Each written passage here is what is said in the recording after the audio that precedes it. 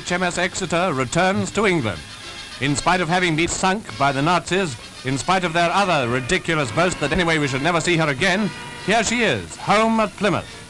And Mr. Churchill, with the First Sea Lord and the Chancellor, is there to lead the cheering that welcomes the battle-scarred cruiser.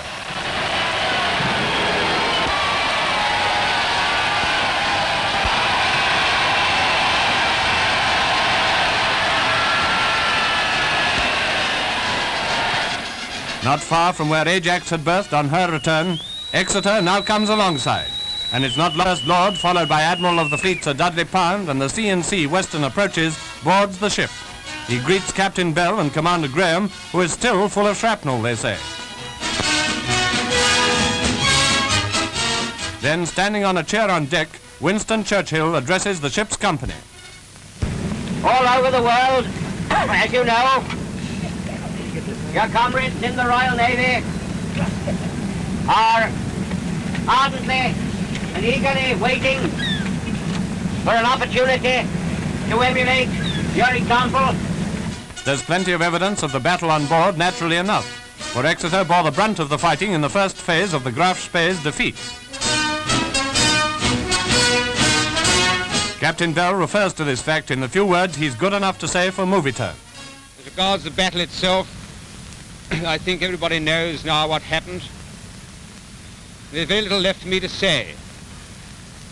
But the most outstanding thing of the whole lot was the behavior of my ship's company, for which I find it very difficult to find words to say enough about them.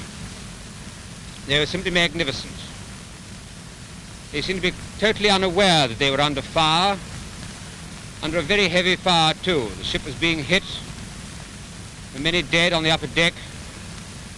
2 turrets were knocked out, and yet they went on just as though it was just an ordinary day's work. And it was the men of this ship that played their part so magnificently that day. We left a lot behind. They're not with us now. We mourn for them, but it was worth it. Next, a few cheery remarks from one of his men. Well, I was down the engine room at the time, and it was pretty warm down there, I can assure you, as we were in the tropics, and I was waiting any minute for anything to come in, which did not arrive, and I was glad to get up about 1:30 in the afternoon. I was glad to get relieved, being down there from 5:30 in the morning. And when the relief come down, he said they were serving out a drop of rum, which was given to us by the King, I take it. And we was very pleased to receive this drop of stuff, because it booked our spirit.